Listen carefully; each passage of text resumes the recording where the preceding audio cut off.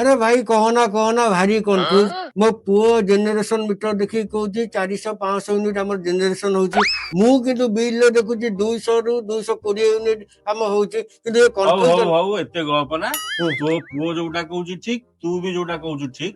ଏ confusion ଟା ମୁଁ ତୋର କ୍ଲିୟର କରିଦଉଛି। देखा कहलु ଏଇଟା ତୋର ଟିକେ। ବିଲ୍ ଟା ତ हम्म। କେତେ ବିଲ୍ ତୋର ଆସିଛି 235 ଟଙ୍କା। ସେଥିରେ ବି ବାପା ଭାରି କନଫ୍ୟୁଜ ଟେନସନ କଣ କହିବ।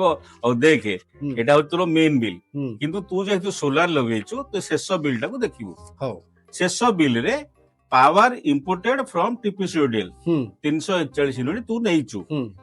ଜେନେରେଟ କେତେ କରିଛୁ 455 ୟୁନିଟ୍, ଯୋଉଟା ତୋ ପୁଅ କହିଥିଲା କି ତୋ ପୁଅ ଠିକ କହିଛି।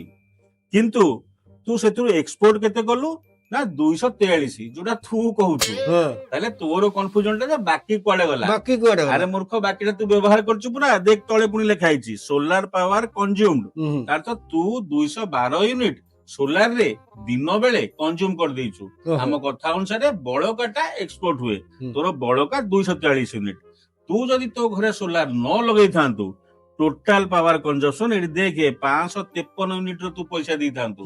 କିନ୍ତୁ ବର୍ତ୍ତମାନ ତୁ କେତେ ର ଦଉଛୁ ନା ଏଇ ଯୋଉ ଏ ପ୍ଲସ ବି ମାଇନସ ସି ମାନେ 81 ୟୁନିଟ୍ ର ପଇସା ତୁ ଦଉଛୁ।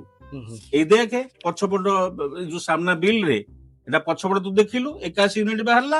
ଏଠି ଦେଲୁ ବି ତୁ 81 ୟୁନିଟ୍ ର, ପୁଣି ସ୍ଲାବ କମ ରେ 50 ପ୍ରଥମ 50 ଟା 2 ଟଙ୍କା 90 ରେ, 81 ରୁ 50 ଗଲା ଆଉ 31 ୟୁନିଟ୍ ର 4 ଟଙ୍କା 70 ପଇସା ହିସାବରେ।